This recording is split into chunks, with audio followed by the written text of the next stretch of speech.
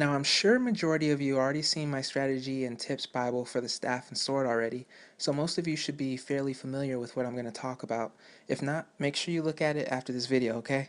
Great. Alright, let's begin. Utilities. Okay. As you know, I have the staff and sword torch combination, a combination I really slept on for the first beta. I didn't even touch the Mesmer for the first beta because I was too scared, so I just picked up the Elementalist and tripped around with the attunements. I mean, who knows, maybe I'll do an Elementalist vid. If you think I should, let me know. Signet of Inspiration. Many people write this signet off because it's really hard to feel the tangible effects. In addition, a lot of people complain about boons being too random. For me, the random boons are perfectly fine. They all help. Having regeneration, protection, retaliation, you know the whole spiel. Aegis, it's never a bad thing. Mirrored images. This is primarily fuel for distortion and that's it. It's possible to use them for other shatters, but the most effective way in this build is with distortion. Diversion's great too, but you only need one clone minimum for that since the effect doesn't stack. When getting out of Blurred Frenzy or closing the gap, this is super great. Plus, since all shatters stack confusion based on the clone number and extends duration 33% in my build, it counts for big damage. Signet of Illusions. The health pool of illusions, aka phantasms and clones, have gotten the major buff already since the damage output was drastically reduced. But this monopolizes on that even more. In a couple videos, you might have seen people doing some pretty powerful attacks near my clones, a Necro, Warrior. It's so that my illusions can take 1 or 200 blade strikes and other attacks, allowing me to have instant shatter fodder for distortion, or just keep staff clones up for passive condition degen. If it seems like people are leaving your illusions alone, then feel free to change it to whatever you want, but if not, at least try it out. Traits. Okay, here's the fun part. I got a 2020 0030 build. Technically it's a bit glassy, but certainly not full glass. Domination. Auto traits aren't really that great, but weird fact. Auto trait for the master section actually used to be +1 second for dazes, but ANET decided it was too lockdownish and basically nixed it. But anyways, crippling dissipation are for melee specifically. Since majority of melee builds have at least one good AoE focus or a conal ability, it's good so I can stop them in their tracks if they decide to get fresh with my clones. Also insanely great for Svanir and other killable NPCs who like to thrash at pretty much anything in their way. For the last skill we have Cleansing Conflagration.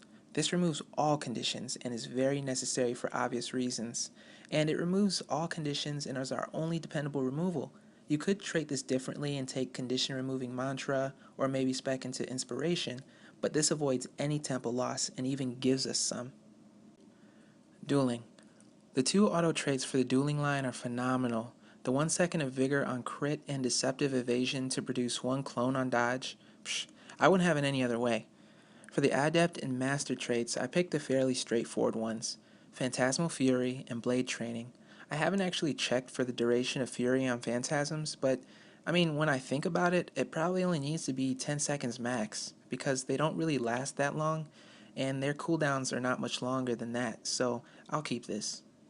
Blade Training is for added crit chance. Unfortunately, I forgot to test for translatable stats, but I'm going to keep it for now until I find out it only gives me 2% more crit chance. Illusions. Okay, first of all, the main reason I skipped out on the toughness and vitality trait lines is because of Chaos Storm, Signet of Inspiration, and Distortion. Being buffed and invulnerable is more than enough, so speccing in the conditions just makes more sense to me. The illusion line auto traits are respectable enough to justify spending the full 30, so I don't have any problem doing so. All the traits synergize with the build's playstyle and the other traits, so I really love that. Master of Redirection increases confusion duration 33%. On top of that, our power kicks it up an additional 20%. That's a whopping 55%. I'm not sure if durations are additive, as in 33 plus 20 gets us that 55%, or multiplicative, as in 33% multiplied by 20%, then that answer added, coming out to a lame 26%. You seriously don't know how many times I had to practice that word. Anyways, I doubt that ANET is giving us the shaft, since they know how ambitiously we like to think by now, but I haven't actually tested it. You'd be surprised at how many myths there are, many which I'll be covering soon. Since we'll have up illusions a lot, getting 3% more damage per illusion is sweet. To top that off, we got some barbecue sauce. No, I'm just playing. Phantasmal Haste is given a 20% reduction in Phantasm cooldown. And in case you didn't know, Wiki has majority of the Phantasm skills gauged at 6 seconds. So this trait kicks it down to about 4.8. And that really doesn't seem like much and still doesn't to me now. But this is what my original build was. I'll talk about revisions a little bit later.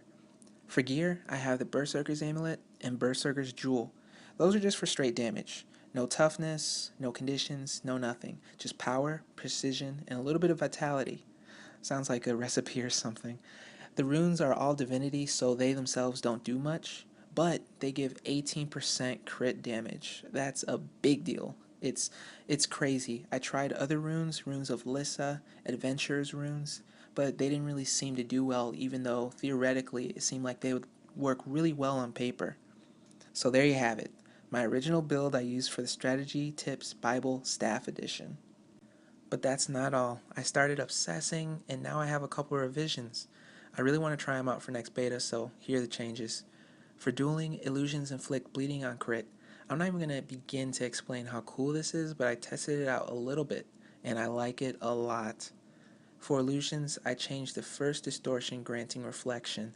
Reflection reflects projectiles back to the dealer, and typically I use distortion to avoid them or just close gaps with spellcasters. This would be invaluable, Freudian slip, whatever. Just a side note before I finish, though I never played Magic the Gathering, they had this phrase called being cute. Some of you might be familiar with it as forced choice. Being cute is simply picking an ability or feature because it looks good or just because it seems like a good idea and looks pretty. That 33% confusion duration was me being cute because I thought it was the only thing to do since the auto trait was all shatters have confusion, but it wasn't. In my opinion, I think it's being cute, and I just think the 20% faster trait for Phantasm is being cute too. So I changed my stuff, and Winds of Chaos is going to bounce an extra time. I talked about it in the last video. Assuming this bounce applies to clones too, 1v2s would be so much easier. More damage, more boons. I'd rather have that than just 1.2 seconds chopped off from illusion skills. I have yet to test these changes, but I really want to try them. So if you're able to try them yourselves, let me know how they work for you guys. Okay. Alright, that's the end of the video. You know the deal. Make sure you like, comment, subscribe. Um, I really didn't have a lot of time to do my things in the stress test, so I'm trying to put together everything I can. Fraps barely pulled in for me, so okay. Whatever you want me to talk about next time, let me know and I'll try to get it done. Okay? Alright, guys, thanks.